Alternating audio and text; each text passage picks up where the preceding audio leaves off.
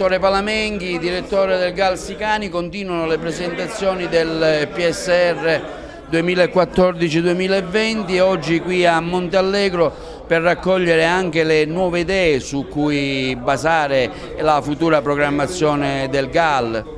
Certo, il GAL è presente in tutto il territorio e come dicevo prima specificatamente in questi comuni della Costa Sicana, perché meno hanno fruito delle iniziative che fino ad ora sia il PSR che il GAL stesso ha portato avanti nella scorsa programmazione. Vogliamo essere presenti incisivamente nel territorio per raccogliere tutte le sollecitazioni per poter da un lato ricostituire il partenariato, quindi chiedere a tutti i portatori di interesse del territorio, le associazioni di partecipare, di esserci, perché se si è presenti si può incidere e si può portare avanti la propria proposta e soprattutto stiamo chiedendo alla componente privata, ai portatori di interesse collettivi, le associazioni, i rappresentanti di categoria, le associazioni di imprenditori, quindi ancora le associazioni culturali e le associazioni di promozione sociale di partecipare al nostro avviso pubblicato per manifestare il proprio interesse ad essere presenti, ad essere partner del GAL Sicani. A Bivona avete già qualche idea in mente che si può realizzare?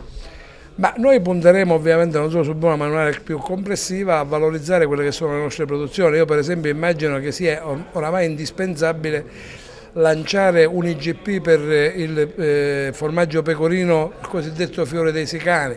Credo che sia indispensabile discutere di piattaforme di commercializzazione, nel senso che con la grande distribuzione bisogna discutere con numeri e quantità tali da diventare interessanti. Ovviamente, come dire, c'è anche la necessità di aumentare le superfici coltivate, poi c'è un ragionamento che secondo me va declinato anche con la grande quantità di biomassa, cioè vale a dire le potature dei boschi e non solo, che noi possiamo mettere a disposizione di ciò che è anche finanziabile in questo PSR, vale a dire gli impianti di produzione di energia mediante biomassa.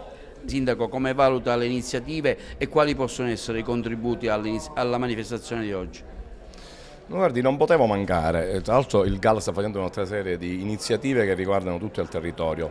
3-4 giorni fa sono stati anche a Realmonte a seguito di una manifestazione organizzata alla Proloco locale, con una ampia partecipazione. Diciamo che la gente sente il problema, capisce che c'è bisogno di aiuti e che questi aiuti possono arrivare dal PSR e dal GAL. Per i giovani credo che ci siano delle grandi opportunità. L'altro giorno uno dei rappresentanti del GAL ci diceva proprio quali sono le misure a cui si può accedere e diceva anzi di partecipare. Sul sito del GAL c'è un modulo, scrivendosi chiunque può fare anche delle proposte che possono essere poi accolte dal GAL e quindi c'è una partecipazione anche nei progetti.